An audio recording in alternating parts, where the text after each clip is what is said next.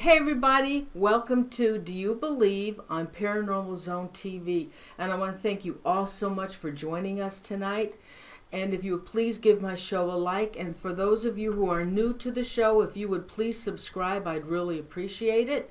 And I have an awesome show for you tonight. And actually, I've been shaking. I have been shaking for the last couple of hours. I started reading. Well, you know what? Let's introduce Jereme. It's Jereme Leonard. Leonard, yes, ma'am. Okay. Sure is, Jereme Leonard. And thank you so much for coming to the show tonight, Jereme, and talking about this story that you were involved in, this demonic story. And his book is called The Dwelling, and you can purchase his book on Amazon.com. Now, let me talk a little bit. Let me give you an intro on Jereme. Hold on for a second. This is all. Okay. Jereme's book was published in 2015. It's called The Dwelling. It's a dark case. He's known as the Cajun Demonologist. He's also a board member of the Dominion Ministry. He was involved in the paranormal field, and in 2008, he was involved in the original TV show in Louisiana. He has appeared on Destination America, Swamp Monsters, Destination America, When Ghosts Attack, and also on the Weather Channel, Voodoo Hurricane, The Curse of Julia Brown. In 2011, he became involved in spiritual warfare, and he found himself in the middle of a demonic haunting involving a mother, her 3 daughters, and he spent 6 months fighting this demonic entity, being a bearer between the family. So with that, let's bring Jereme on. Jereme, would you like to add anything to that introduction? Wow, you actually done a brilliant job. I don't think I could add too much to that. You done an awesome job. Okay, so now, Jereme, you need to tell us the story, and I didn't get to finish all of your book. What did I say? I ended at was it chapter 13 or 15, and I didn't have time to finish it. But I just missed 3 chapters of it. Yeah, you just starting to get to the real juicy stuff. All right. So what I asked Jereme to do, if he would please start from day 1 on this case. So let's go for it, Jereme. Okay, well, let's just kind of go back just a hair a bit more than day 1 on the case. I went through, in 2007, I went through a bad divorce. I was really depressed, and a cousin of mine asked me if I wanted to go on a ghost hunt. So I went on a ghost hunt, and we went to this house where a man had murdered his entire family. First thing that popped in my mind was the Amityville Horror. You know, I was kind of excited, but I didn't really believe in ghosts. To be honest with you, I was always kind of a UFO guy. You know, aliens were my thing. So I went, and I was upstairs, and I asked if somebody was there, could you make a knocking noise for me? And it did it 3 times in a row. And I ran out of that house scared to death, but it was one of the most awesome, horrifying experiences I ever had. So I was hooked. Then we got a TV show, which was regional. It was seen in 3 states, all Louisiana, East Texas, South Arkansas, and West Mississippi. We done the show for a while, and we got a call from a lady named Joy Stinson. Her claim was that she went to the Myrtles Plantation, and when she come back home, she brought an entity with her. She said it was a demon. Could we come and investigate her house? You know, we told her, well, you know, we really don't do those kind of things. We're a TV show, you know, but hey, if you allow us to film in your house and put it on TV, sure, we'll come, you know. So she agreed, and so we went, but, you know, since she used the word demon, you know, I remember sitting there thinking to myself, yeah, right, this one was crazy, because, you know, I didn't believe it. I mean, look, you know, of course I was taught about demons in Sunday school, you know, and going to church, but I never really thought of a demon in a literal sense. You know, it was more of a theology type thing. So what we done was there was a pre-investigation. We always go to the house. Me and the founder of the group went to her house to talk to her, and we arrived. Our GPS led us on a 3-hour goose chase. We could not find this place for nothing. The GPS was absolutely going crazy. So finally, we ended up there. We found it. We get out the car. Now this is in a town called Mount Hermon, Louisiana. Imagine in a movie where you see the country, okay? There's cow pastures. There's this little wooden house, painted white with the white picket fence. The horses and the cows in the backyard, the big red barn, the whole 9 yards. That's what it is. That's what it looks like. Paint that picture for you. So we pull up this long, narrow driveway that goes to the house. And we knock on the door, and this little frail woman answers the door. Joy is about 6 foot tall, but she probably weighed 100 pounds soaking wet. Something was odd about her. She didn't seem off. She could barely move. When she would talk very slowly, and she would almost slur her words. So we get in the house, we bring all our equipment in and everything, and she's talking to us, and she tells us that she suffered from Parkinson's disease. She was an RN, a registered nurse, and it was really bringing her down mentally. It was getting to that point to where it was mentally breaking her down. She was letting the Parkinson's disease get the best of her. Well, she said she made a pact with herself that she was going to fight this thing head on. She was going to be strong. She was a daughter and a mother, of 3 children. So her and a couple of her friends went to the Myrtles Plantation. I don't know if you guys know what the Myrtles Plantation is. I've been there. Yes, I've been there. It is supposedly one of the most haunted places in America. And she said that her and her friends went to the Myrtles Plantation, 3 girls, and she said a couple things happened that night that kind of seemed weird, but nothing out of the ordinary. And she took a whole bunch of photographs. Well, after they all, went home the next day and everything, she was looking through the photographs, and she captured, sitting on the back porch of the Myrtles Plantation, she captured what she called an orb. It had a face in it. And she pulled it up on a computer and she showed it to us. And, she said, look, it has fangs and everything. She blew it up and everything. And she said that she became obsessed with this photograph. Ooh. It literally took her whole day. She was just fascinated by this photograph. And she spent so much time with her mind and energy focused on this photograph. And then she said shortly after coming back, about 3 or 4 weeks later, her youngest daughter, which was probably 2 years old at the time, she was just a baby, started having night terrors at night.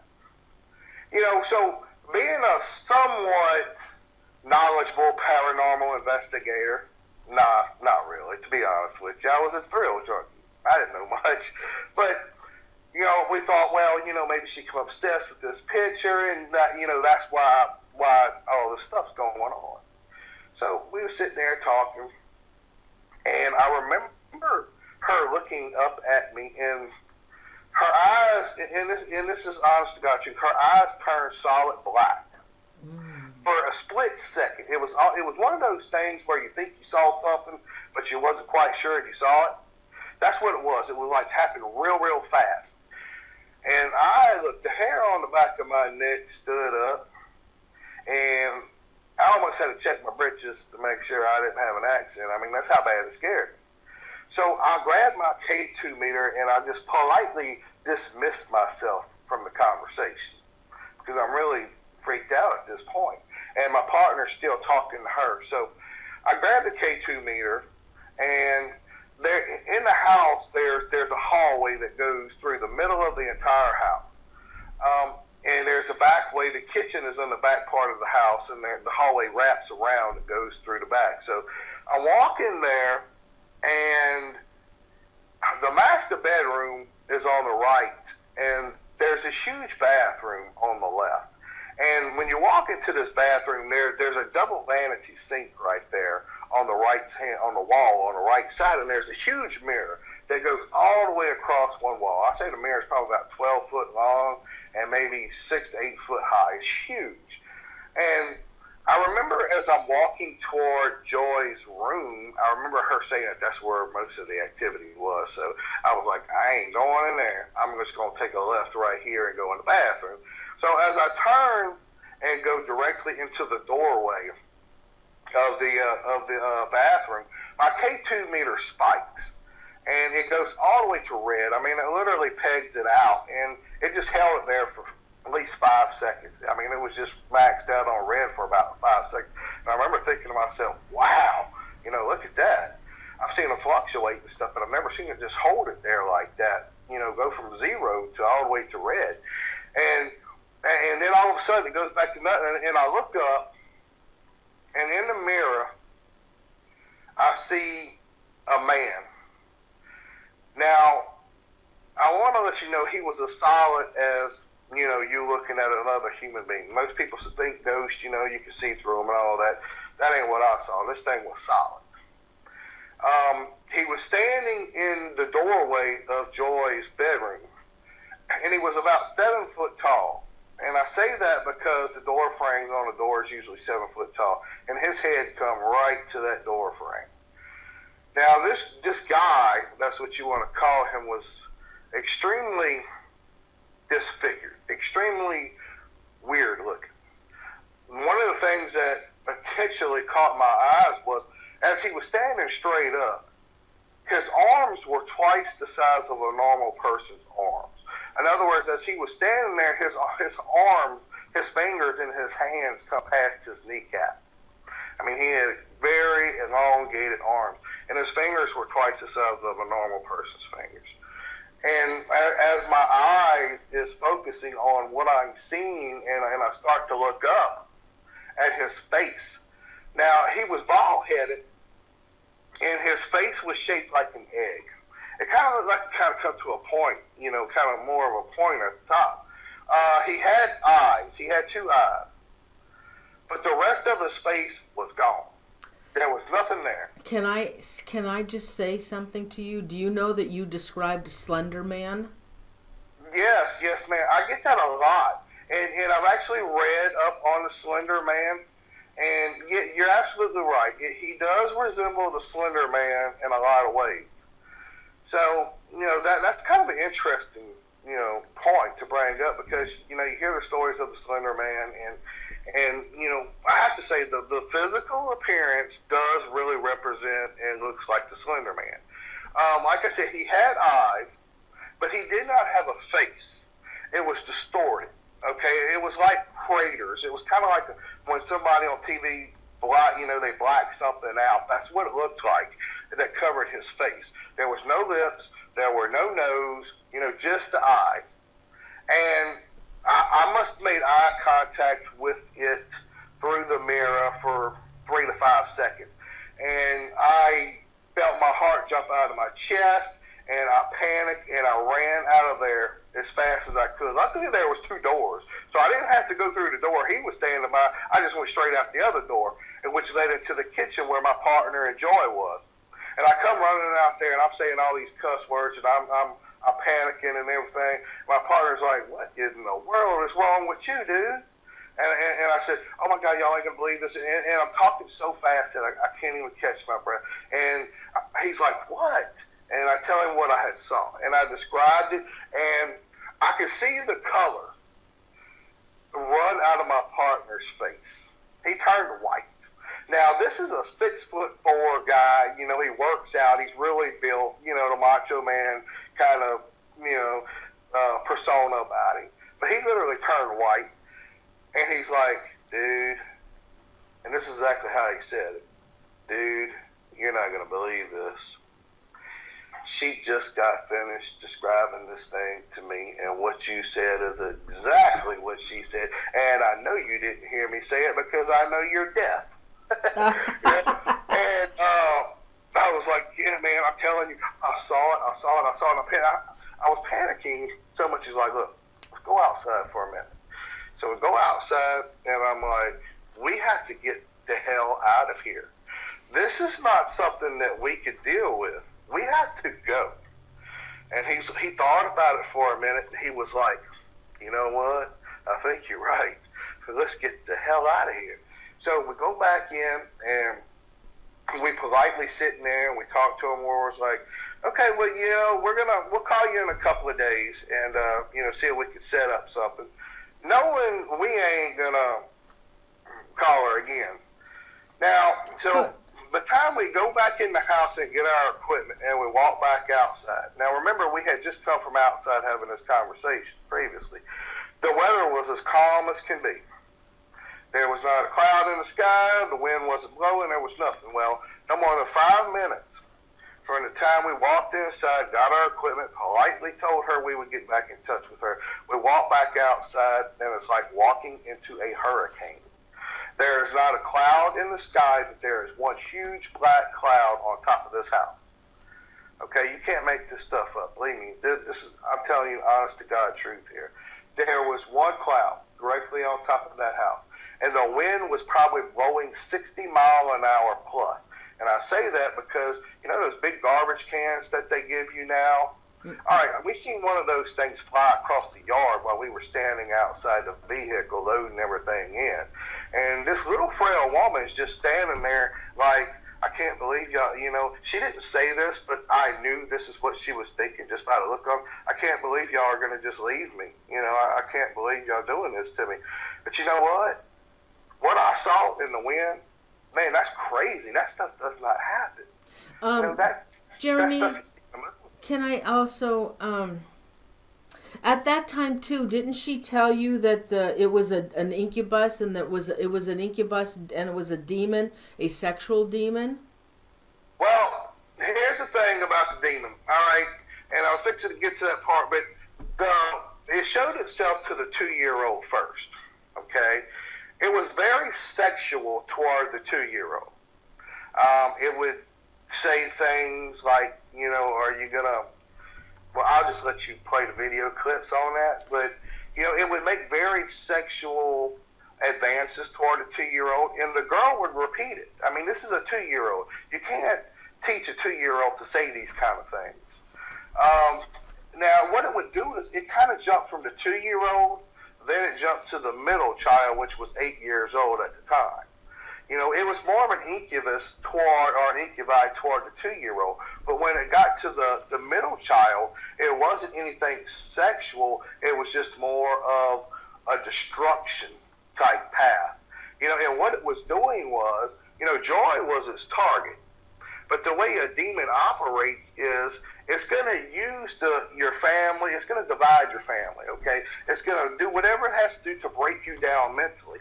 And she's a very caring mother, so naturally it said, you know what, I'm going to attack her. I'm going to attack her where it hurts the most. Mm-hmm. I'm going to attack her kids to break them down. So, finally I can gain possession toward her. And that's what it was doing. It was using the kids to break her, to break her will, basically. That's exactly what it was doing. So, anyway, after we left, I got to thinking that night, there's 3 little girls involved in this. I can't just walk away because, I'm a father. You can't just walk away from this woman. So I called my partner that night, and I said, look, dude, I changed my mind. I want to go back to the house. So, after a little persuasion, we agreed. And we set up a date to do an investigation. So the whole time, I think it was like a week in between us actually going back to the house and doing the investigation. And I talked to her on the phone a couple of times, and that's when she told me, that her 2-year-old child is where it all started. And then it went from her 2-year-old to the middle child, and eventually with her. You see, that her husband, he wasn't home during the week. He was only home on weekends because he worked out of town. So basically it was always just her and those 3 girls. The one thing I couldn't understand was, how can something like that come from the Myrtles plantation? You have thousands of people that visit this place every year.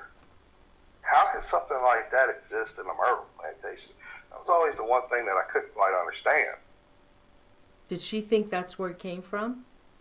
At that time, that's what she was letting you think. Right. At that time, Yeah. that is what she was, leading us to believe. She led us to believe that when she come home and she become obsessed with this photograph, I mean, she even used the words, I became obsessed with it. Well, as a paranormal investigator, you always say, well, when you become obsessed with something, you open up doors. It's just kind of like playing with a Ouija board, for an example. Look, a Ouija board is just plastic and cardboard. It's your attention on how you use this board is which makes it dangerous. Okay, if you become obsessed with something, you open yourself up to something. And when you open yourself up, you don't know what's going to come through that door. Once you open the door, you don't know what comes through that door. And we thought that is what happened. But the thing that we knew, even in the back of our mind, was we don't get rid of these things. We just film stuff and put it, edit it and send it off to the TV station. That's what we do.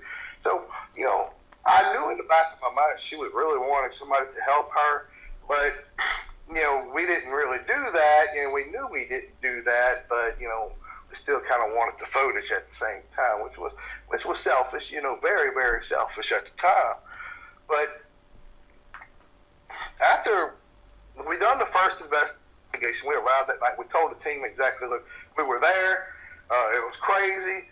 Be prepared because, there's nothing off limits. So the team gets there. We set up surveillance equipment throughout the house. Everything. We start doing EVP sessions. Guess what? Nothing happens. It is dead as dead can be. The team members are looking at us like, y'all are freaking, y'all crazy. Y'all just lying to us, because they're thinking they're going to this case that's going to have all this activity. But it was dead quiet. We did get some evidence when we went to Joy's room. And we were doing EVP sessions, and when we was using it through Spirit Box. And we had Joy in the room with us. And it wouldn't communicate to us. So we brought Joy in there, and we told Joy to ask it, what does it want? So Joy's talking to it. She says, what do you want? And it says, kids, kids, kids. Now, note this. He repeated it 3 times. Kids, kids, kids. Okay? And I remember saying, you're a sick pervert, because at this time, I'm thinking incubus. Yeah. And it said, F-U, F-U, F-U. Again, he said it 3 times. F-U, F-U, F-U. I really didn't know the significance, of the symbolism of number 3, especially when you're dealing with a demonic type case. Now, remember, I didn't know anything about demonology. That was basically the only evidence that we captured, as the team going in to investigate. So, we loaded up everything and we left, and we told her that we would go over the evidence and get back with her in a couple of days. Well, we went on home. And I remember we're walking into the front door of my house. And I'm sitting in the recliner where I always sit. And all of a sudden, I have it's kind of like a lace, I guess, that just fell off of my mantle. Literally just fell off of my mantle. And I'm thinking to myself, son of a, it come home with me. Oh my gosh, so I start to panic, I thought, I done brought it home, I can't fight something in my whole home. My home is supposed to be my place where I feel safe. You do a case, you come home, that's over with. You should feel safe. But it really, really freaked me out. And I went to go take a bath, and I remember pulling my shirt up. And there were 3 scratch marks on my shoulder. I don't know how they got there. I didn't feel them or anything like that. I just happened to notice them. And they were pretty obvious. I mean, they were pretty red. So the next day, Joy calls me. I don't know why she always called me, because I wasn't the founder of the team. I think it's because I actually seen it as well as she did, so she felt more comfortable talking to me, I guess. And because I would actually listen to what she had to say instead of, pushing her off. And she told me that after we left that night, that the activity got so bad. Well, didn't it get worse after she started saging the house? Yeah, well, the saging, that comes in a minute. But the night after we left, she said that it got so bad that she took the three girls and she left and she went to the hotel room. And she said that, they all got in the hotel room. She took the girls in. They were finally going to go to bed. And the little one starts talking, saying, "It's here, Mommy. It's here. He's here." She said the boss is here. They actually named this thing. They named it the boss. That's the name they give it, the boss. And why did she name it the boss? I don't know. Because they said that, she said that there was other spirits in the house, but this one entity seemed to control them. One of the things that I could tell you from doing my own investigations through six months is you would see all right, if you stayed in the living room and you took a picture of the wall, you would literally see a face in the wall. As a paranormal investigator, you say to yourself, well, that's just matrixing. Matrixing is your mind trying to make sense of random patterns. But you can take a picture, stand in that same place, and 30 seconds later and take another picture, and the face has moved. It's literally moved as if it's turned or whatnot. So it was like that, that's where the child come up, that the floating heads in the wall. That's how she described it. And, you would literally see that they would move when you would take the photographs. And it was kind of like the boss was the ringmaster. He was the one that controlled the other spirits, supposedly. So that's why they gave him the name the boss. I have a picture of an image of something forming on the, it looks like maybe I don't know if that's the front door. I'm showing it to the viewers now. Do you remember that? I believe, yes, that's the front door. That's the original door of the original house. There was the original house, and then they added on to it. Oh. That was the door that was part of the original house that you're looking at now. Now, what about this image that was captured, an image they captured of the entity? It's the blue picture. Do you remember that? The picture? Yeah, that's the one where there's kind of like a blue background and you can see the face. Yes. It kind of looks like he has a beard at that point, doesn't he? Because you see, Joy and them said that he had a beard. Now, when I seen him, he didn't have a beard. It was just distorted. Like I say, that part, he had the eyes, but that part of his face was distorted. When I actually saw him with my own eyes, he didn't have the beard. But Joy and the girls always said that he had a beard. And in fact, in that picture there, you can see that it looks like that he has a beard. That image was taken in the washing machine room, where the washer and dryer is. There was a blue toolbox against the wall, and that's where that image was. It had formed, on the flat surface of the toolbox. Could that be another? Could that have been another spirit in the house other than the demonic entity? Well, they all agreed that was the boss. Oh man, okay, that's pretty clear image.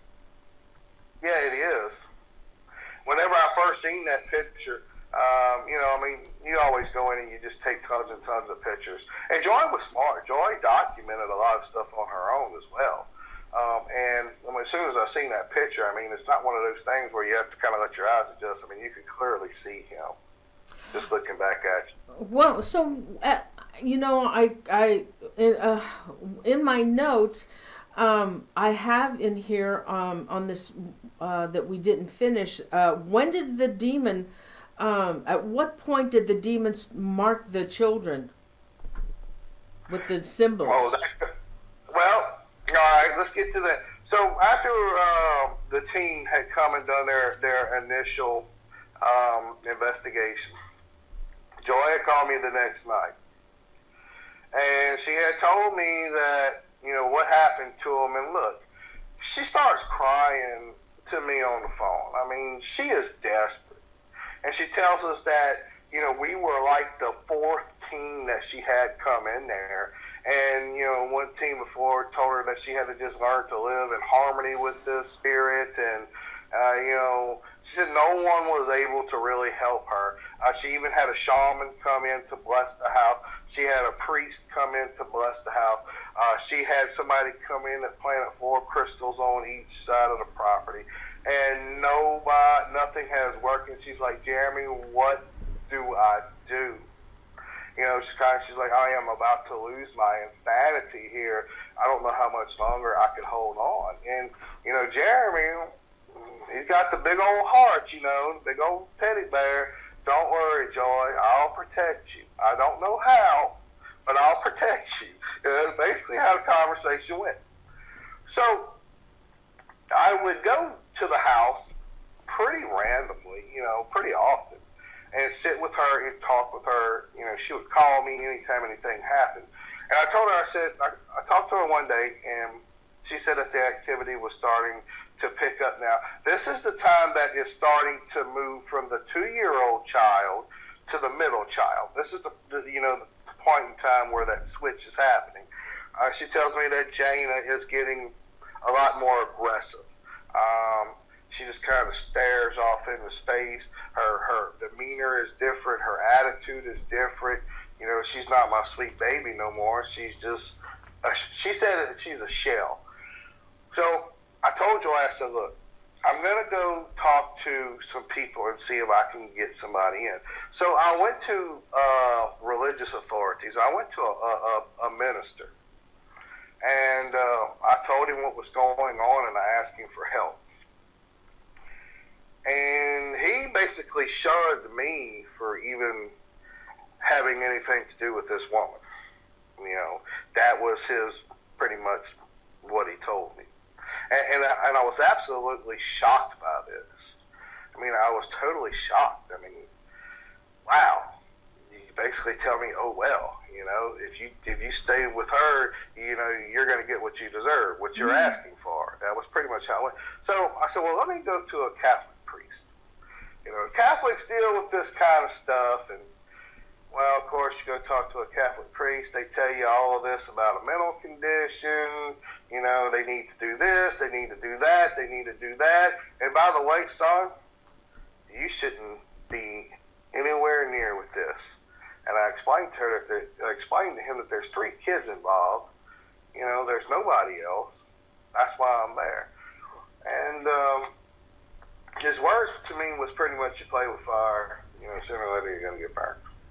But he told me to go through these channels here, and, we can get her help, which might be 6 months from now.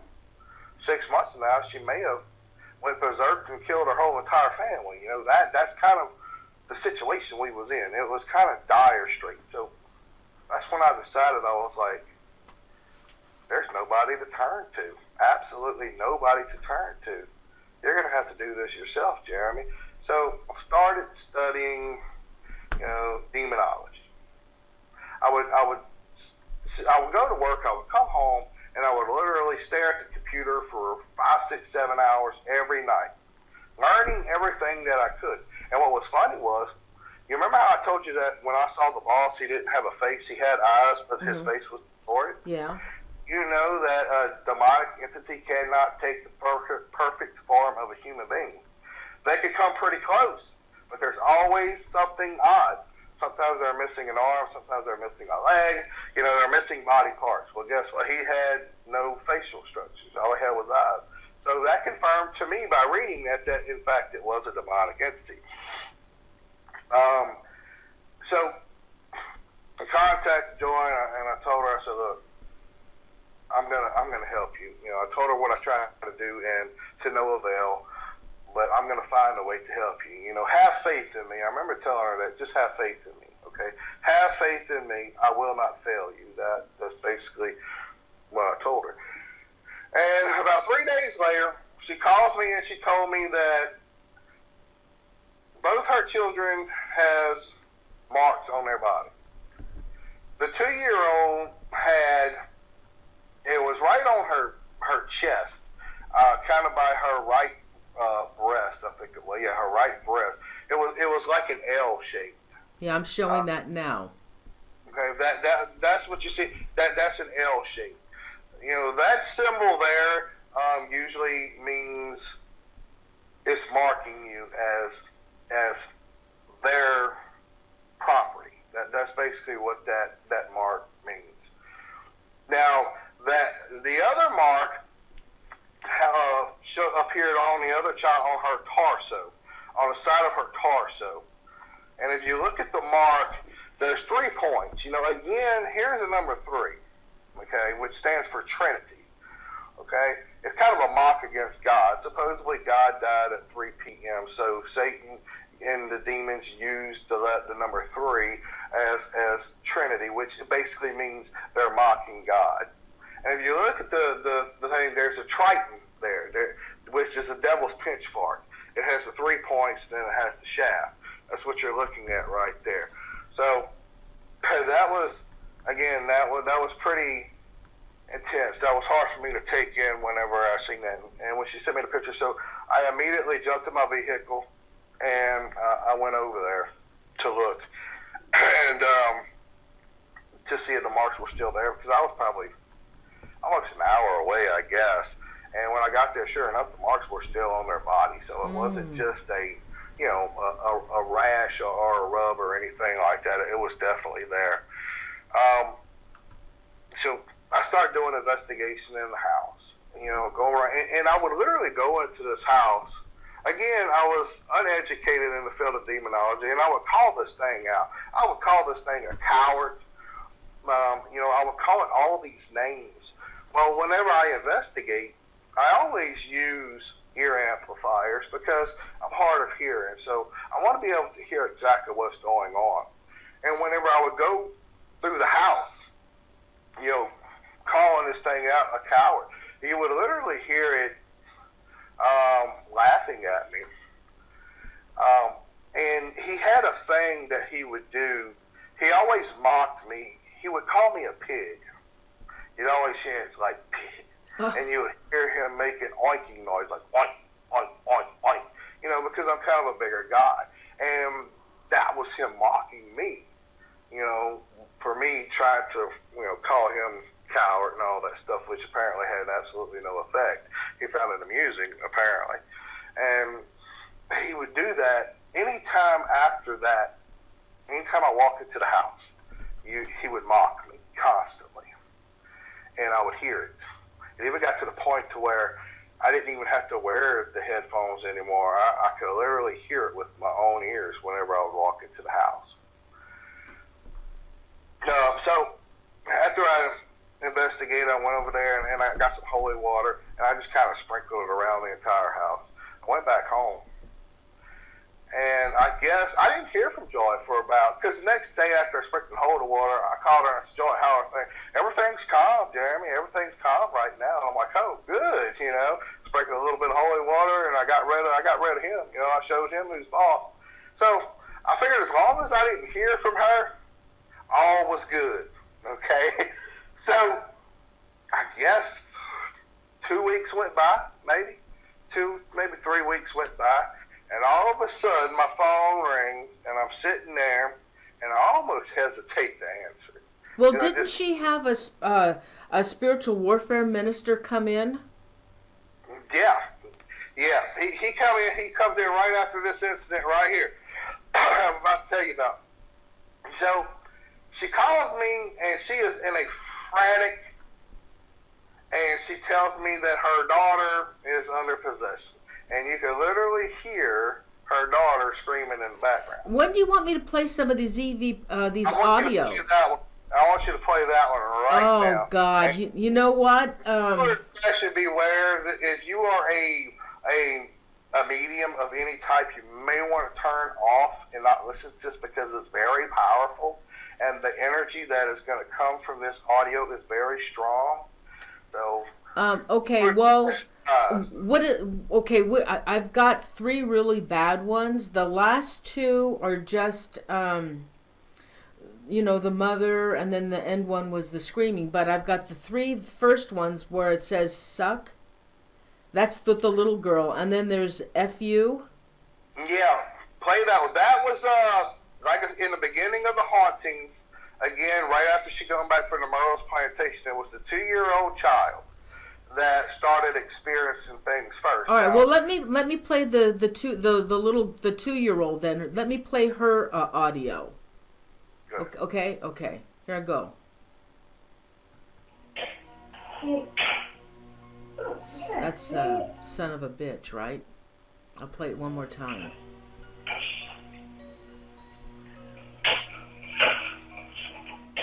Okay. So now you want me to play the other one, the F-U? Yeah. What about the suck it one? Did you play that one? That one I played just first with the 2-year-old. Okay. Okay, now this is the other one. This one is I'm gonna F you. Yeah.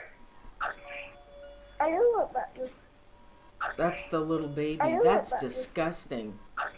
It is, isn't it? And how does a 2-year-old know to say those kind of things? Because let me make one thing clear about Joy and her family. They were about Christians, okay? These were people that went to church every Sunday. She was raised in a church with her family. She took her girls to church. They were raised with morals and respect and manners. They were, old school country people, southern country people.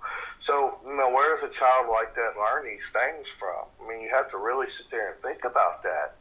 This girl is 2 years old. Can't even hardly speak, English. Just learning and developing it and already knows how to say these things. Oh, yes, that's horrible. Now, I've got one other one. Viewer discretion advised. This one is the UF. And was that the middle girl that was screaming this? Yeah, that's the one under possession? Yeah, okay, here we go. UF, yeah.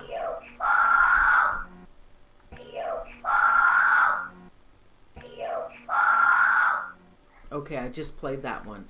Those were the 3 worst ones. Okay. We're back on. Okay. You play the one where she's screaming and she's saying, "This is my earth." Oh, yeah. Do you want me to? No. Yeah. I can play that one now. Yeah, that's the one that's the worst of the worst. That. Okay. This guy's okay. And she does say a nasty, a bad word in this video. I caught it at the end. All right. Here we go.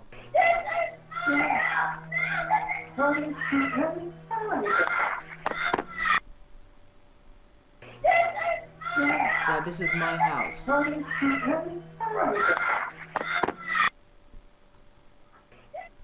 Yeah. So this little girl was possessed? Yeah, she went under what we call partial possession, which means that she wasn't under full possession, but again, the entity will use targets to break down its target, and that's what it was doing. It was destructing the family. You see, a demon operates the way they do it. They try to isolate the person and the family. If they can isolate it, that means they can break them down spiritually and emotionally and physically, and finally gain access to possess the person. See, demons can't just possess someone. They have rules that they have to follow. As crazy as it sounds, I believe that they can't do anything without God's permission. And you would say, why would God allow something like this to happen to a family? Well, they always say God tests us in mysterious ways. I really can't answer that question. But they have to get permission to possess someone. And what it is doing is it is totally breaking her down to where she says, do whatever you want to do to me, but leave my family alone.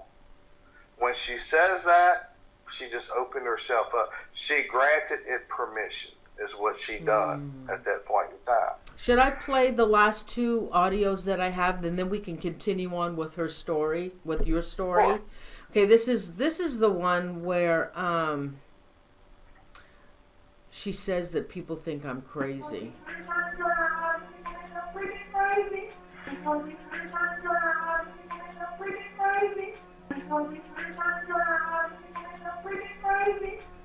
Okay. And then the last one of the audio is, it's more screaming in this one. It's toward the end of that video. There's more screaming, and there's, I don't know, looks like there's something on the back wall. I'm not sure what that is. But I'll go ahead and play this. Yeah, you're not even God. You're even God now, I think it says. Yeah, we're strong. It actually says we're stronger than God now. That's what it's saying. Okay. And that is the actual entity's voice.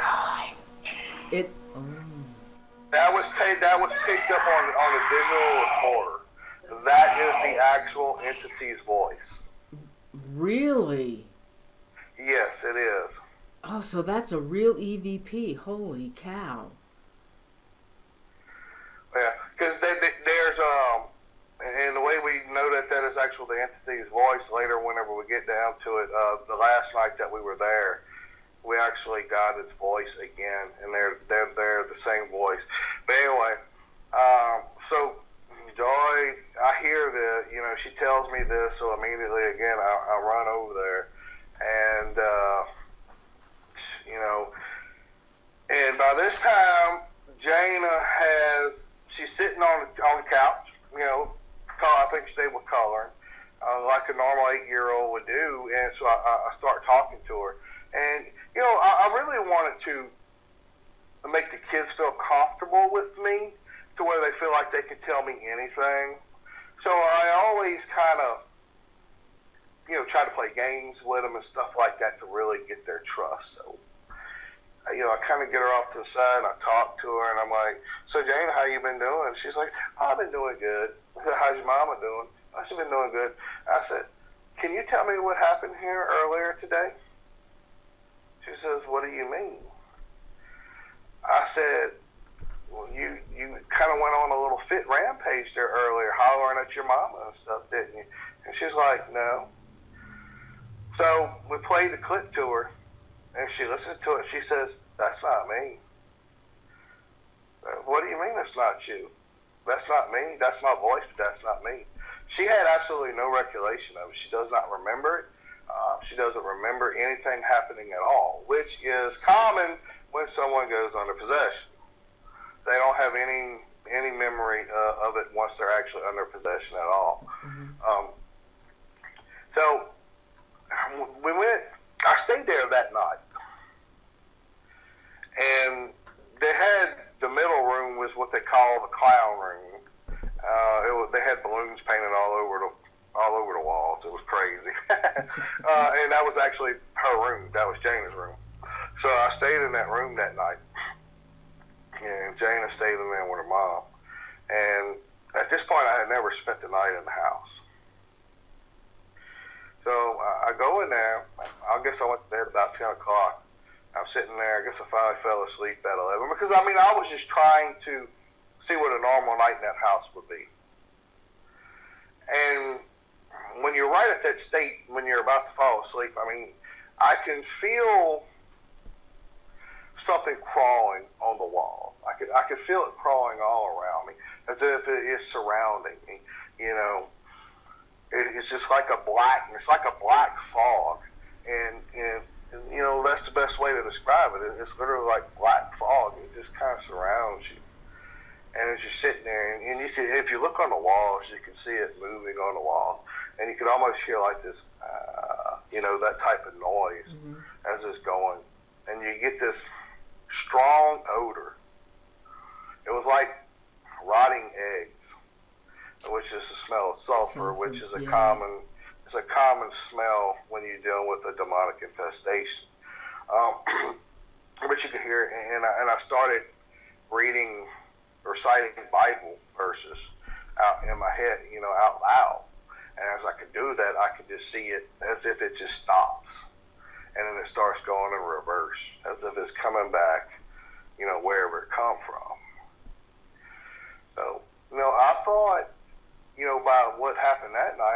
okay, well, this is something new I learned. So I start praying, and it's like it's afraid of that, so it left.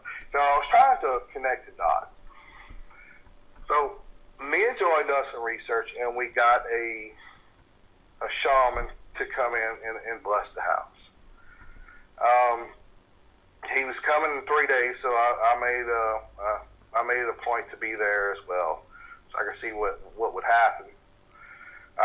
He goes in, he starts blessing the house, and he starts on the far side of the house, which is total opposite of where Joy's room was. He was completely calm. Everything was completely fine until he got to Joy's room. He got into Joy's room. He started doing the blessings in there. He started sweating, just repeatedly, and he didn't even get halfway through the prayer, and he just says, "I have to leave." He didn't say why. He didn't say anything. He just said he had to leave. And I'm just kind of looking at Joy like, wow. He just literally got in his car and left.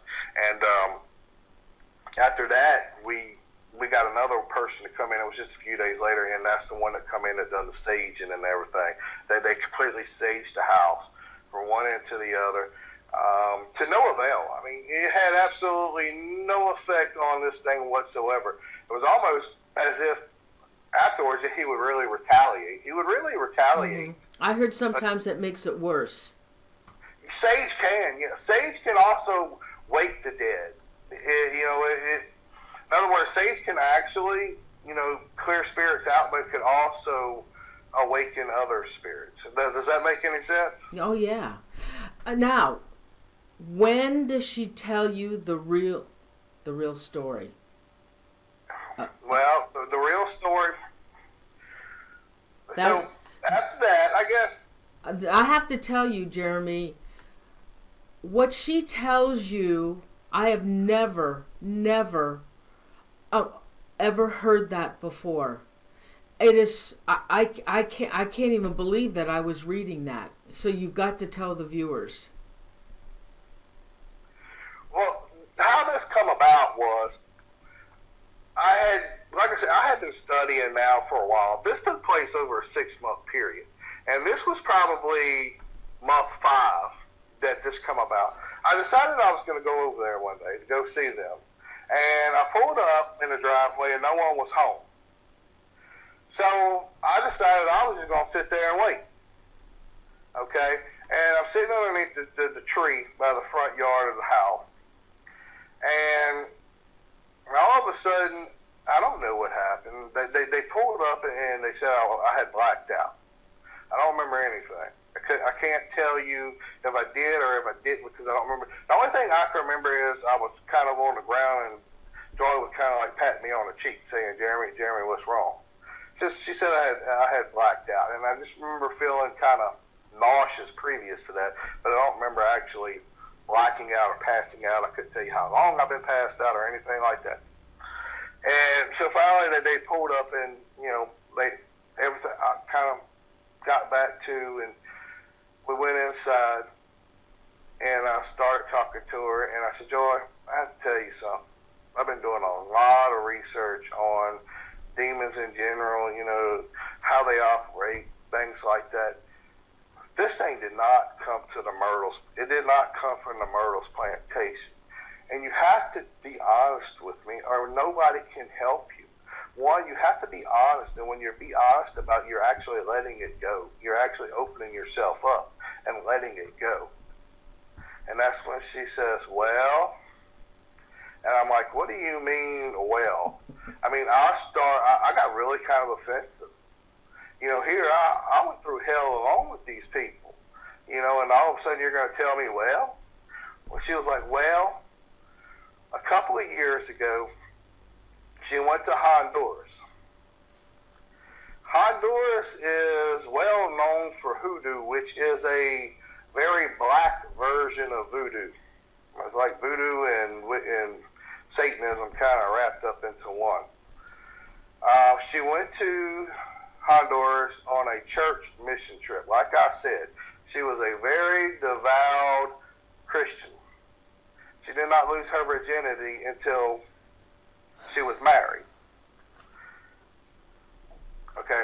Well, actually she did, but I'm going to explain how in a minute. She went to Honduras. Joy was in her early 20s, I guess, on a church mission trip. They were there for 2 weeks. They were staying in this small village. And she said that was the night before they were supposed to leave. And she wanted to go on, her and a friend of hers wanted to go on a private, they wanted to go see the town. But you couldn't go just walk around the town because Honduras is a dangerous place. Well, the tour guide, the guide that was there with them for the 2 weeks, told Joy, yeah, we'll take you on a tour of the town. You know, me and my partner, we'll take y'all, you know, make sure y'all are safe. She said she didn't think twice. She absolutely trusted this man. You know, he was a very polite, very well-mannered guy. She did not feel threatened by him whatsoever. So they all four took off. And she says somewhere along the line, her and her friend and his friend got separated. It was just him and Joy. And she says she remembers him leading her into what she described as a mud hut. It was basically mud walls with a straw roof. That's what it looked like. She said as soon as she walked through the door, she knew she was in trouble because there were 6 other men in the room, and there was a table. Okay, let me make sure this is right. The guy says, we found who we've been looking for. We have our virgin. And Joy's like, when he said that, and he said it in English, and she knew she was in deep, deep trouble. They all took turns raping her. Well, wait a minute. The 6 men inside, according to your book, they subdued her, they removed her clothes, and they forced her onto the back of the center of a circle that was scratched in the dirt. Like, and the circle had to replicate, it was, I can't think of the name of the moon at the time, but it is a moon that is synonymous with... The solstice. Right. Yes, yeah, that's it. And then you said there were white candles that were placed around the circle. They tied ropes to each wrist and ankle, and they spread her tightly into an X position. And she recalled a gray-headed man who was the leader, and he gave the orders to the other men. Then the men gave him a cup and a stick. And this is really gross, so... And they put the markings on her body. Yeah, well, it was that time of the month for her. Yeah. See, they used her own menstrual cycle. And the way that she described it was, demons like the menstrual cycle. It has to do something with that. What happens is when you use satanic, when you do satanic rituals and stuff, they use women on a lot of these rituals that they use with their menstrual cycle because the demons love the blood of the menstrual cycle. It has to do with the baby's womb. All right, so this is kind of weird, twisted, sick, converted kind of thing. But they used the menstrual cycle. They used the blood, and they put markings on her body. As they were raping her, they each took turns raping her. Okay, and the reason they were doing this, and the reason they were using the blood is, you see, because they worshipped Satan. And by them doing this ritual, Satan was to grant them power. That's what the whole ritual was about. Satan was going to grant them power. They were going to become more powerful, which is why you have a lot of these type of rituals and sacrifice and stuff like that. It wasn't a physical sacrifice, but it was a sacrifice of her virginity. You get what I'm saying? It was a sacrifice against her purity. These people are sick. That's what they done. Now, afterwards... Well, not only that, in your book you said that each time she screamed while this was happening to her, those men cheered. Yes. Yeah. And that they did. it was like, I try to leave. I mean, I try to get into detail, but I do want to leave just a little bit for the reader. Oh, I'm sorry. I'm sorry. You got to read this book. But anyway, yeah, I mean, it was a satanic ritual, okay? And in satanic rituals, there's a lot of chanting that goes on, and a lot of, it was kind of like the more fear they could instill in her, the more aroused that they become. And this is something that it occurs every year at the same time. They use a satanic calendar. Yes. Yeah, well, like I say, hoodoo is a very, it's like voodoo, but it's a very, very dark version of voodoo. And instead, you see, voodoo has a little bit of Christianity involved in it, the voodoo that we know. The voodoo in America, when you think about, New Orleans and voodoo. Voodoo is kind of an African thing that's kind of mixed in with a little bit of Christianity. Well, hoodoo is the opposite of that. Hoodoo is voodoo with satanic undertones. Okay, now hold that thought for a minute. Now, everybody that's listening to this is an actual an investigation that Jereme conducted. Now, Joy, who was the victim, she also wrote a book on her experience and what had happened to her. Now, I don't know what's in her book.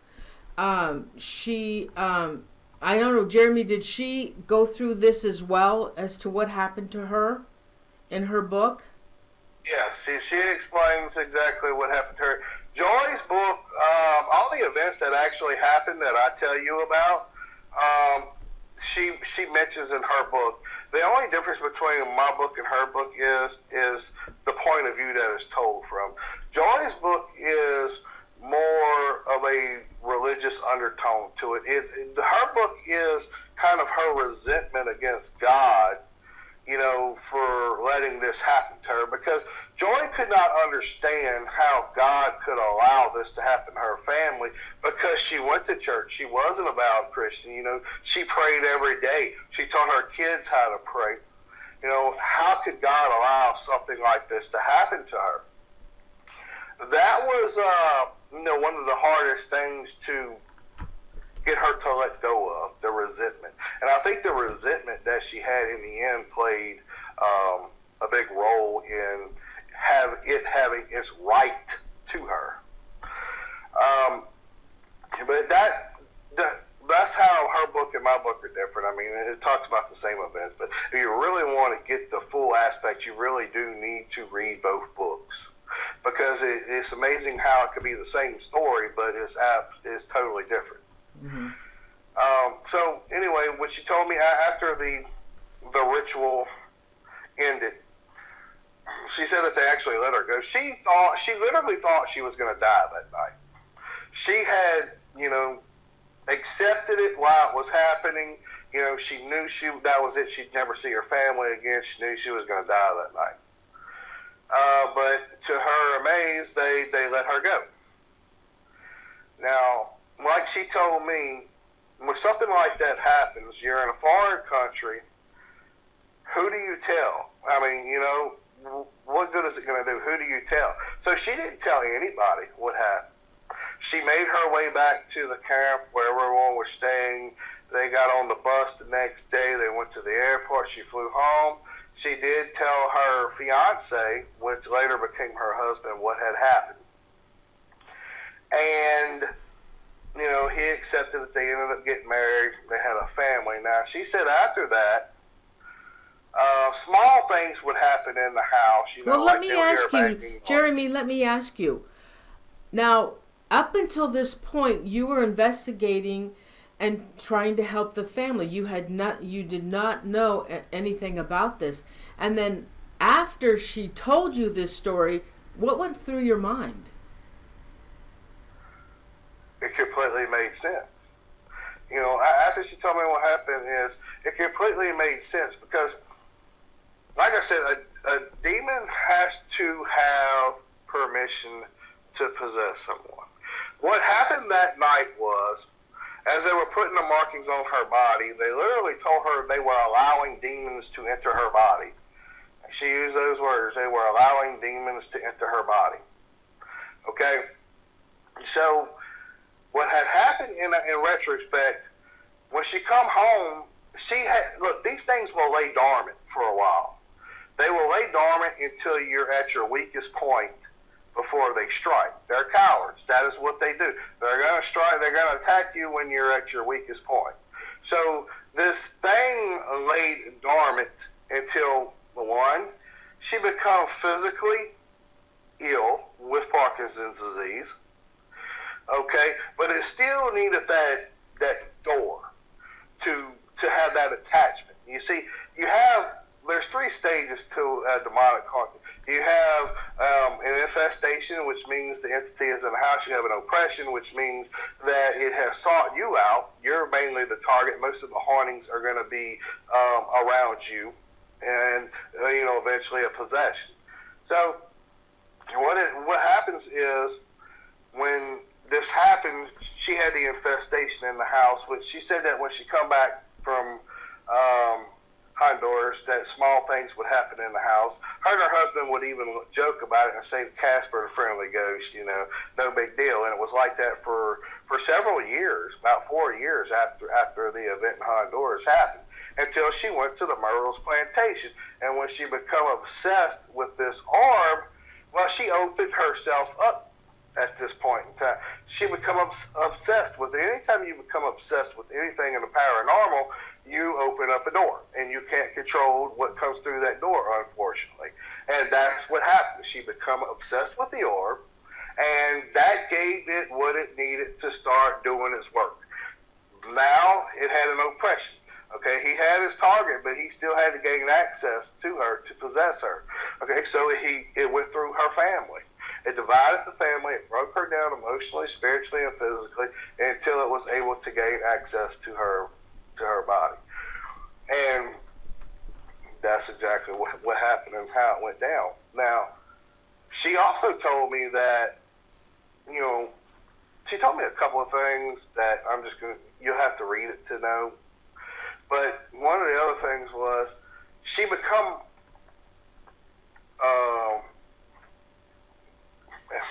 she started watching porn. Okay. Now, again, this is a Christian woman that is so not like her, and she became obsessed with porn. She said that anytime the girls were not around or sleeping, that's what she did. She watched porn. And one thing led to another. A guy come to paint the house, and she came on to him and basically forced herself upon him, which, of course, he was willing. I mean, Joy's a very attractive woman, but, and that was another guilt that she's been holding in that she had never told me before. Oh, my God. So, well, maybe that part of her wasn't her, and there was something in her that like a double personality. Right, yeah, well, she was being influenced. It was influencing her, and that's something you see a lot when you deal with demonic cases, is the entity, even though they may not be under possession at that moment, but they can still be influenced. I'll explain that to you in just a bit. So, all right, now we know the root of the problem. Okay? So, if we can get a preacher to come in, tell him what's going on, so he can say the right type of prayers, okay, it's going to work. It's absolutely going to work. And we feel good about this. So, Joy called me a couple of days later. She told me she had a Pentecostal preacher that was going to come to the house, and he was going to deliver her from her demons. He was a very arrogant man. He was a big man. He weighed about 300 pounds. He was about 6 foot tall. I remember I got to the house earlier, and of course I'm doing my normal thing. I'm calling this thing out, and I'm saying, I know where you come from now. You don't have no power over us anymore. We're going to free her of you. We're going to make you leave. Just stuff like that. Well, the preacher comes pulling up in the car, and there is a carport there, and we're standing on the carport, and as the preacher pulls opens the door with his Bible in his hand, and he starts walking toward us, and as soon as his feet hit the concrete, bam, he goes face first to the floor. Something literally threw him on the floor. Like I said, this is a big man. Okay, and here is this 40-plus-year-old man, 300-pound, 6-foot-tall man, laying on the floor, face first, screaming like a 2-year-old child in fear, absolute fear. I mean, he is just screaming and hollering and just, and it held him there for several seconds, and finally it let him go. He jumped up, and he says, don't ever call me again, and don't ever step foot in my church again. And he got in his vehicle and he left. And I remember feeling the terror at that moment that this big man was thrown to the ground like that, because no more than 30 minutes earlier, I'm in that house like a fool, calling this thing out, calling it all kinds of names. Okay? That could have easily been me. And understand that point when you realize how stupid you've been and how dangerous this situation is. It's becoming more and more physical than anything now. I mean, this man, if it's able to throw this man on the ground, you know, what's it going to do next? So all I can remember is there was another guy there, and apparently he knew how to do an exorcism, because all I remember was somebody said it's time, and we grabbed Joy. Oh wait, oh my God, I'm totally going way ahead here. Okay, so after the preacher leaves, all right, I say, Joy, where's all the clothes that you were wearing from Honduras? And she says, they're in the house. I have everything. I said, go get any kind of clothes you were wearing, shoes, any kind of knickknacks, any kind of souvenirs you bought from Honduras. Get everything. We're going to burn it, which was a big no-no. You never burn anything like that. So we put everything in the fire, put gasoline, and I remember as soon as the match hit the fire, a spark flew out of the fire and hit Joy in the back. Joy went to the ground, and we ran over there, and she starts making these noises, like groaning and stuff, but it's not her voice anymore. It's totally not her voice. And I remember somebody saying it's time. And we grabbed her, me and her husband, there was three of us. It was me and her husband and Peter, which was the guy that performed the exorcism. We put her in a chair. And when I tell you we smelled the worst stench that you could possibly smell was coming from this woman's body, was unbelievable.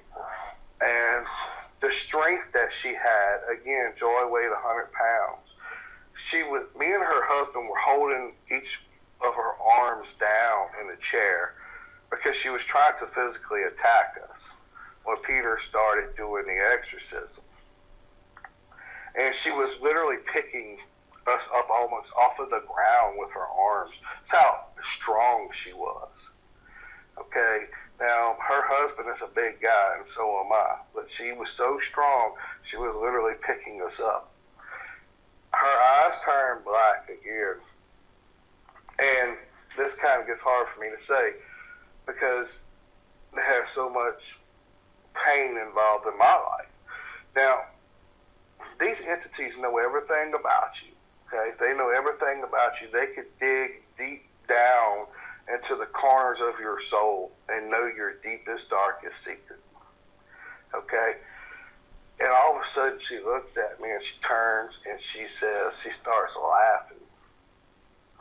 Now, whenever I was a kid, people used to call me Romy. That was my nickname. I hated that name. You know, and it stuck with me for a long time, and I absolutely hated it. And it said my name. It said my nickname. And it started saying, you think you can help her? You're nothing. You're a nobody. You don't even love yourself, which was true. because of what I had went through, the divorce and everything. And then, it was just saying things about me that no one knows. Your deepest, darkest secret. And Peter grabbed her hair and pulled her head back and poured blessed oil down her throat. And then she immediately vomited. But it wasn't vomit. It was a black, gooish substance. It was very thick. Can I ask you for 1 second, who else was with you when this was happening? It was just me, her husband, and Peter, which was the one that performed the exorcism. Oh, so there was no pictures or audio recording going on at this time. No, but see, this wasn't planned when it happened. We was just going to burn the clothes. Spontaneous. And whenever we burnt the clothes is when the spark come out of the fire and hit her in the back. And that's the point in time where she went under full demonic possession, was at that moment. And I say to the day that by the grace of God that Peter was there, because if not, God knows what would have happened, because I didn't know how to do an exorcism. Hell, I didn't even know what an exorcism was, But by the grace of God, God always puts people in the right positions at the right times. And I can see that, especially being in spiritual warfare, you learn to really catch on to these things. But when he poured the oil down her throat, she immediately vomited and she just went limp. She went limp and she blacked out for 30 seconds or so. And finally, we're trying to get her to come back, and she wakes up. And we asked her, if she remembers anything, and she's like, no, the last thing I remember is standing by the fire. So we tried to help her out, and when she sits up out of the chair, she falls face first onto the ground. She actually breaks her nose. Poor thing just went through an exorcism, and then she breaks her nose.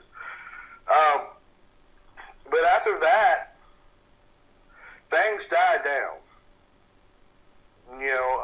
She still wasn't sure if it was completely gone or not. She said she felt like it was gone, but she still felt like that it had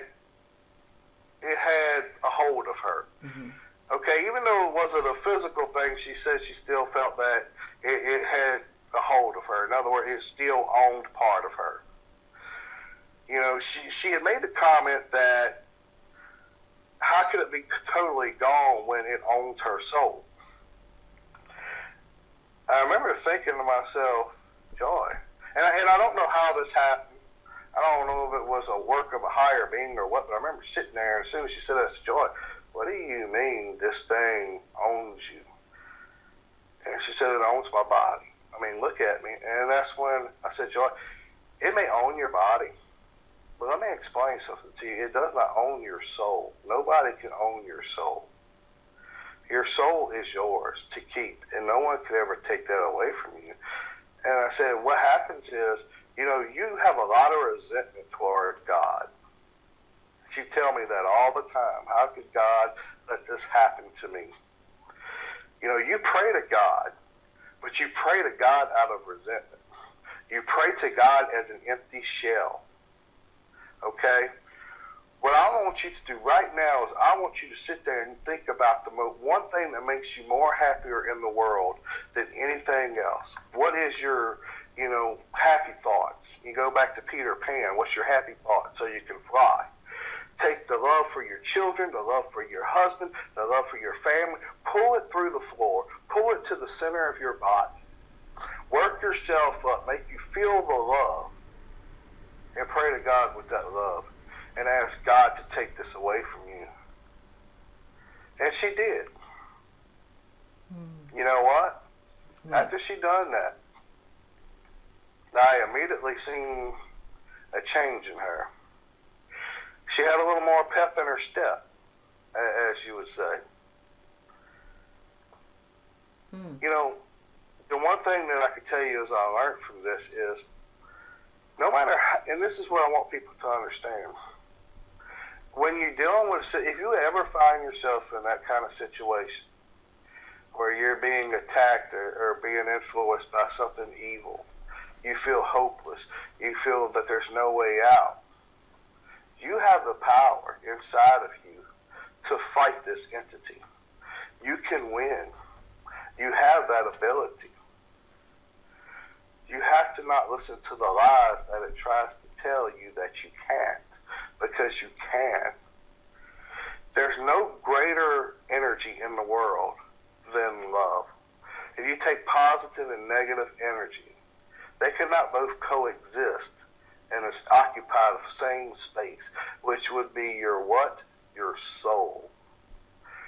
Fill your soul with love and positive energy, and the negative forces have no other choice but to flee.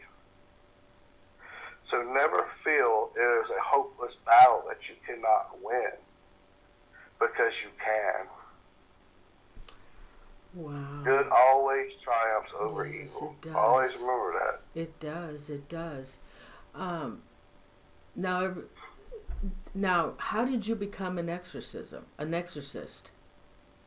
that comes from years of learning under some mentors and study. You know, after Joy's case, I decided I didn't want anything to do with the paranormal anymore. You know, I was done. I didn't want anything to do with it. I seen the dark side of it, and I seen how it could affect people's lives. I didn't want anything to do with it. So I quit. I completely walked away from it. And then I met my wife, you know, and she liked ghost hunting. She knew who I was, you know, from the local TV show and stuff, and she liked it. And of course, you know, you want to impress your girlfriend, you know, so I would take her to like cemeteries and stuff, you know, that just nothing where I didn't have no worries or anything. I call it carefree investigations. You just go and have fun. So I would take her to the cemeteries and stuff like that, and because she liked it. Mm-hmm. And then, you know, I agree. We started a little team, and we got another. I got another call from a friend of mine. It was another demonic haunting, and he knew that I had a little bit of experience from Joy's case. Would I get involved? So I reluctantly said yes. Got involved with that, and you know, after that case there, which was pretty bad as well, I kind of accepted that, you know, it's my calling, because I really believe in spiritual warfare. You don't go to it; it comes to you. It's a calling. I mean, it truly is a calling, and that's kind of whenever I accepted it, and I really took on the full study. I met a couple of mentors that taught me along the way. You know, and I have mentors today. As you know, I'm a board member of the Dominion Ministry. We have people like James and Nito. We have Bill Freeman, which Bill Freeman is really taking me under his wing, and you know, I love learning from him. He's an absolutely amazing guy. And you know, the good thing about the Dominion Ministry is it's not religious based. There's members in the ministry that comes from all different types of backgrounds, which is very important in the world of spiritual warfare, because I mean, let's just say if you go to a case where the family's kind of Wiccan or they practice Wiccan, Christian comes up in there and tries to, you know, tell them, well, we need to do this, that, and the other. Well, they really don't follow Christianity, so they don't really believe in it. So in other words, it doesn't work. So if you have another Wiccan spiritual warfare person go into the house, you know, and then do the thing, you have a lot better success rate than you would if someone from a different religious perspective went in there. So I got involved in that. And, you know, these cases just kept coming, and they just kept coming. And these cases that you were working on were all they had to have an exorcism done? No, not all cases had to have an exorcism done. Because let me explain this to you too. When you do battle with a demon, sometimes you're going to do battle with that demon more than once. And let me explain. The boss, okay? The boss, after he was expelled from Joy, about a couple of years later, I got a call from a woman in Biloxi, Mississippi, that was having some issues.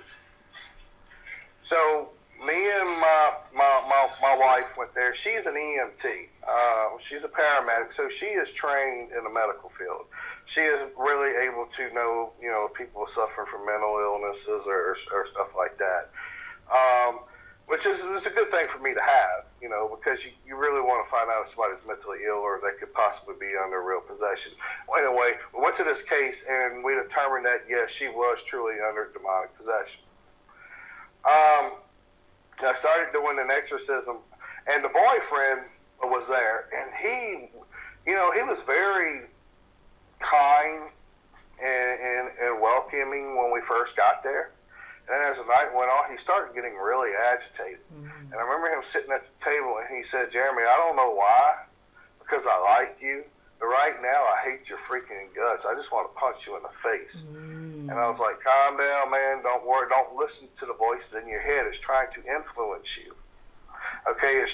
He knows that I'm a threat, so he's trying to do everything he can to get me out of there." So I start talking to him. So my wife is talking to the girl that's under possession. And next thing I know, my wife calls me over there and she says, "Jereme, I need to talk to you." So we go in the middle room and she said, "Look, Misty just described to me what this entity looks like." And she described the boss to the T. The same description that you had with Joy's case? Yeah. And my wife knows the description because I've told her probably 100 times or more. She says, "Jereme, she just gave me the exact description of the boss to, the facial features, the arms, everything to the T." Terror has completely taken over me at this time. I got goosebumps just thinking about this. Jereme, right now. I have, and I've had, I've done other shows on about demons, and I've had some I've had several people who also do exorcisms, but they've never mentioned to me. I've never heard anybody say they have actually seen an entity or the demon. So this is the first time I'm hearing this from you. Man, well, look, there's one thing that I'm positive in this world is that I actually saw it. And that's one of the things that always bothers me. It's because me and Joy and the kids were the only people to physically see it in a physical form. And I always wondered, why did it choose to show itself to me? Was it because he thought I was a coward and, I would get scared and run off? Or did he feel that I intimidated him?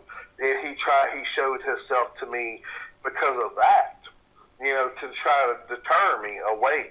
I always wonder why. And unfortunately, that is a question that will never be answered for me. I will never know the answer to that. Mm-hmm.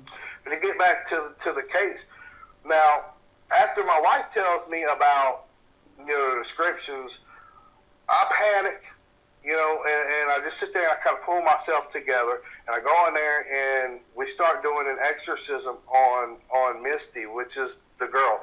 Now, being the boyfriend is acting so crazy, I made him go outside, and I locked the door so he could not come in. And I started doing the exorcism on her. And she looked at me with the same look that the entity did in Joy's case. Okay, as I'm doing it. But I don't let that deter me. I keep on, because once you start the exorcism, you don't stop. So I pulled this thing out of her. I was able to pull it out of her. And when I pulled it out of her, it went straight through me. I mean, it literally went through me. You could feel it go through you. I mean, you could feel it's like a coldness almost. It goes straight through you. And it done that to mock me. And it done that to mock me because I was able to pull it out, I was able to free somebody. But this time I was able to do it. I actually did it. See, the first time Peter done it, I was just there. But this time I actually done it. I actually beat it. Okay. Now what it done was once it went through me, the boyfriend was standing outside, and I opened the door, and he's standing at the door with a loaded gun in his hand, a 9mm gun, and he walks through the house with this gun, and he's about to raise it like he's gonna shoot me. And finally, we get him sitting down on the table, and Tammy's able to get the gun away from him somehow. I don't even know. Look, I'm totally panicked by this point. I mean, I almost got killed. He says all he knows is he was sitting outside, leaning against the car, smoking a cigarette, and he felt this wind go by him, and he heard a voice say, "Get the gun out the car, break down the door, and blow his effing brains out." That is what the voice in his head told him. That's what I mean by other people that are not under possession can be influenced by these things. Look, they're going to cheat any way they can. They're going to do anything they can to get the advantage on somebody. They have no morals or no code. They do what they have to do. And they're going to show you how dangerous spiritual warfare can be. That is why today I never go to a house without my complete team. If my complete team cannot make it, I will postpone it until they are able to make it. And I have one guy on my team. His job is to protect us. His job is to be the barrier between the entity and us, or whoever's being influenced in us. That is solely his job, is to protect us. Wow, what a story. Well, Jereme, I want to thank you so much for being on the show tonight and sharing all this with us. And everybody, again, you can get Jereme's book on Amazon.com.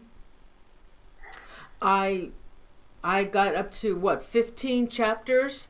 Is it 15 or 18 in the book? It is 18. 18. So I got to 15, and I actually am going to finish it now. Jereme didn't tell everything from the book, so the book is very. Yeah, I know. About because I do want somebody to read the book that say, oh well, he didn't talk about that. Yeah, this is interesting. Yeah. So it is. You can still read it and get some more of the story. And again, Jereme, I want to thank you so much for being on the show. It was a very interesting show. I've never heard anything like this before. Joy, oh my God, what that poor thing went through. I've never heard a story like that before, and it's just the bad thing is you would like to think after this happened that her life was hunky dory, but it didn't quite turn out that way. I mean, even though she's free of the haunting, since then her and her husband's gotten divorced. She's raising the 3 kids on her own. The kids went through a lot of drama tape. They went through a lot because of what they experienced. She had to end up moving out of the town she lived in because everybody thought she was nuts. People picked on the kids. So, but they're doing good. There's anybody out there that is going to make it and have a good outlook on things, it's Joy. Mm-hmm. Me and Joy have this special bond that we still have today. We talk on a regular basis. She's very much still part of my life, her and the children. And I'm kind of their protector, and I'll always be their protector as long as she'll allow me to be. Wow, that's awesome. Okay, again, Jereme, I want to thank you so much for being on the show. I really enjoyed listening to your story, and I will finish reading your book. and look, anybody out there listening, you can contact me on Facebook if you'd like to add me as a friend.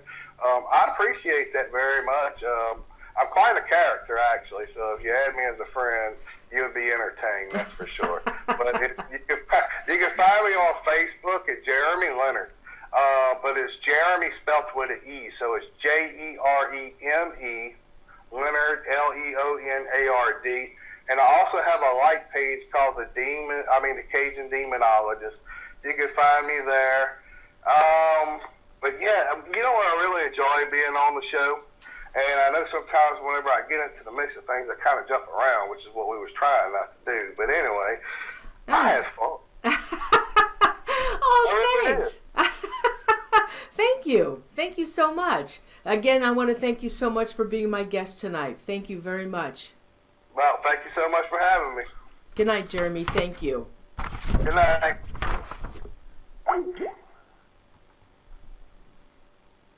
Oh, everybody, thank you so much. God, we had a huge crowd tonight. We had 146 people at one time. It was awesome, and thank you so much for hanging in there. I hope you enjoyed the show. Please give the show a like, and for those, anybody that has not subscribed to my channel, I would hope that you would please subscribe to my channel as well. And guess what? I have another demonic story next week.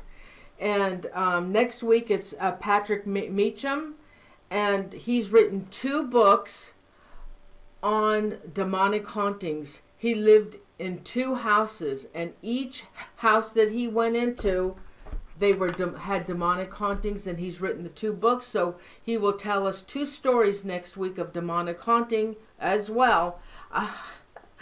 Let's see what's happening in February. Oh God, I got some good stuff. You know who's coming February 4th?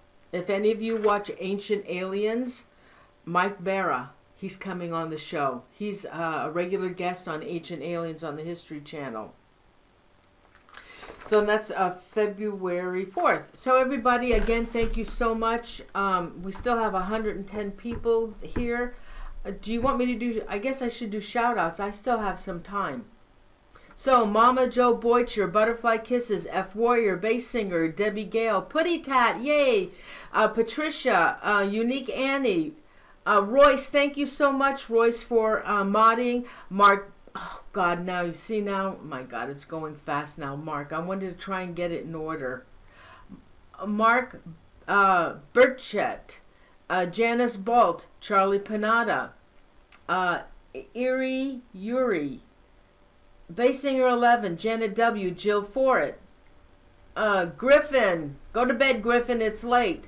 Yeah, Putty, Meow Meow, Chippeteri, let's see, Margarita Havorth, Joker SDN, Barbara Peacock, Erie, oh, there's another Erie Yoler, Lydia Thrash, Maria M, Sandra Amador, Unique Sweet Annie, Heather Walker, Tiffany Twisted, Nancy Sopovita, Guillermo, oh my God, Guillermo, oh I can't pronounce it, Garcia, I'm sorry, forgive me, Alexandria Violet, Lusfogina, Ginger Simmons, Charmaine Grant, Lost Zoo, Lily Villalobos, oh God, you know, I forgot to tell you guys, P.F. Lundgren, M.S.T.Y. He's going to be on a TV show. It's coming to A&E. I forgot to ask him about that. Heather Walker, Aaron Belke. Anybody else? Anita Ackerman. Oh, good night, everybody. Maddie D. Yeah, so he's got a TV show coming on A&E, and I think it's on exorcisms. David Voy, I'm sorry, well, I can't, I used to know how to pronounce that, G. Garcia, I'm awfully sorry. Give me it in syllables. Gualarmo. Anybody else want to shout out? Rebecca Rebecca, that's me. Elaine Michael. Oh, thanks everybody. Hope you enjoyed the show. I'm telling you, it was something different. April Wilcher, Edward Reyes, Bobo 6665.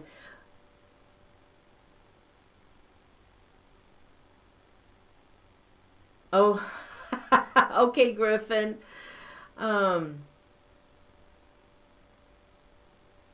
Shelly Sykes. Anybody else? Guillermo Garcia. Thank you. Guillermo. Okay. David Coffin. Hey, everybody. Again. Oh, Cherry K. Montalbano. David Voy. You're welcome. Everybody, again, thanks so much for being here. I really appreciate you coming to the shows. Yeah, we have a great chat room. Everybody's really nice. So I guess I'll see you all now. Oh God, I wanted to tell you what happened last night. And Bunny, she's sleeping. She must be really tired because she's nice and warm over there. It's kind of cold tonight. You know what happened last night? It was about 1:30 in the morning, and I was still trying to read the book for the show tonight. And Mary Still. And I was starting, because it was late and I was tired, and sometimes when I read, it like, puts you to sleep because you're so relaxed. And I was, honest to God, I was just about to fall asleep, and I would have been here for I don't know how many hours. And I'm telling you, I swear to God, this is the honest to God truth.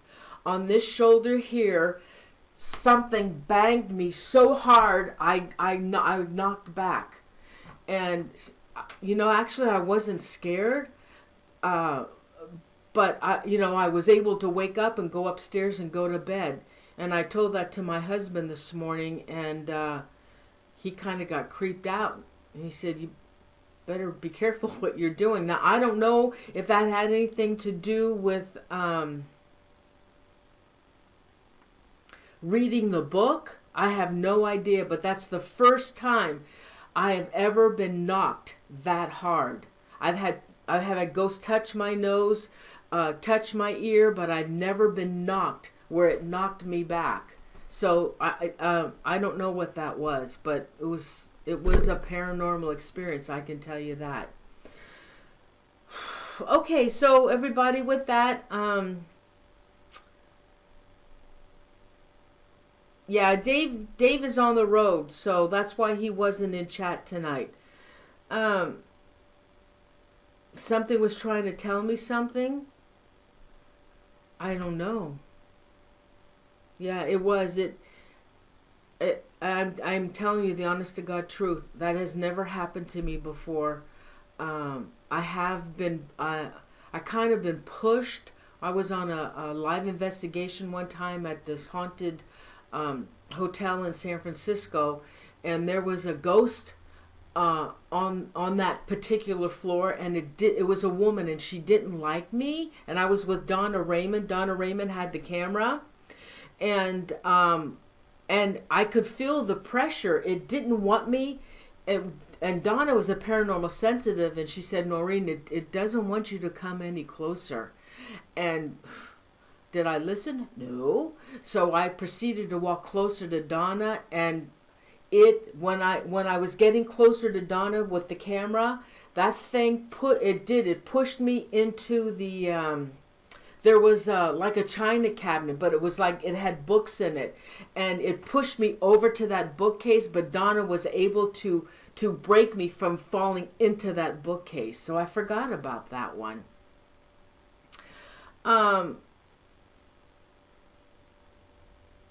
Okay, so yeah, I got some more really great shows coming up. I'm so excited. I have a guest, and she's been on television, and she actually interviewed Ronnie DeFeo from the Amityville case and murders, and she is going to come on the show, and we're going to talk. She's going to talk to me. She's also a psychic and a clairvoyant, I believe. She's going to talk about Ronnie DeFeo and the Amityville murders.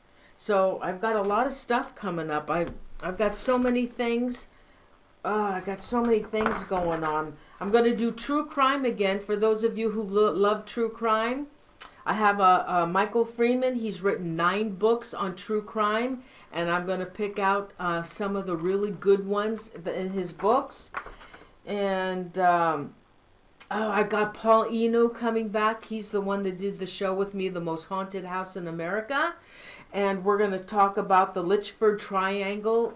It's another demonic, it's another creepy haunting about a farmhouse in back east. I have Mike Ricksecker coming on the show. He's a haunted historian. And let's see. Oh gosh, okay. I forgot to write this down. All right, February 11th, I'm doing an exclusive interview. And my guest, she will only interview with me. She will not do it with anybody else. And I feel really honored that she is going to tell her demonic story. And there's an incubus involved in this. She has been sexually attacked by this entity. And she is going to, and she said, Noreen, she said, I would not do this with anybody. Oh, stop. Call from I would not do this with anybody but you. And so I'm really honored that she has picked me to tell her story to everybody. And it's a demonic haunted farmhouse in Indiana. So that'll be on February 11th. So everybody, again, thank you so much for being on the for joining us on the show. And so if you have any thoughts on guests for the show, you can send it to me on my Facebook page. Hey, you know what? Also, I on Facebook I have a like page. It's Do You Believe, the web series on Facebook. So if you would all go over there as well and give that page a like, I'd appreciate it. And I still have room on my Facebook for those of you who still want to be friends with me. Just let me know who you are, because I'm really cautious now as to who I'm accepting friends with on Facebook. So, okay, so with that, everybody, I'm going to say goodnight and have a great weekend coming up. And, oh my God, I have one other thing to tell you. My daughter just purchased a home. They're on their second home, and it's built in 1929. It's a Spanish revival in the historic town of Martinez, California. It's a small town, and that town is very haunted. And so she bought all new furniture. She had money after the closing to buy all new furniture for this house, because she couldn't use what she used before, because she had decorated in the country style. Well, in this one, she's decorating in old world, and she's starting to buy antiques, and she's already on her third antique. It was a hall tree that she purchased, and right after that hall tree, that the next night, she said, Mom, she said, I started getting these horrible, horrible dreams. She said, dreams like I've never had before in my whole life. She said they were scary and creepy and horrible. And she didn't tell me what they were. And she said, you know, the first 2 antiques I bought, nothing happened. But with this antique, she said, weird things are starting to happen. So the only thing I can think of is I do have white sage. And I'm going to go over there on Saturday, and we also have holy water. So we're going to do a little thing in her house, and hopefully whatever is there might go. Hopefully they'll go away and not bother my daughter, because my daughter is a sensitive as well. All right, so with that, yeah, I have a Do You Believe like page. Okay, with that, I'm going to say goodnight, okay? Everybody have a wonderful weekend, and don't forget, I will see you next Thursday. I hope you'll join me again. I send out my, those who have signed up for the, you know, notices. I send you the emails out. I sent all those out, and anyway, so have a great weekend. I hope to see you all next week. And I love you guys. Know that I love you and care about all of you. So everybody, sweet dreams. Have a wonderful evening. And I'll see you next week. Okay? Thank you so much. Love you guys. Good night. Royce, can I call you? Royce, are you still there? I'd like to talk to you. Is Royce still there?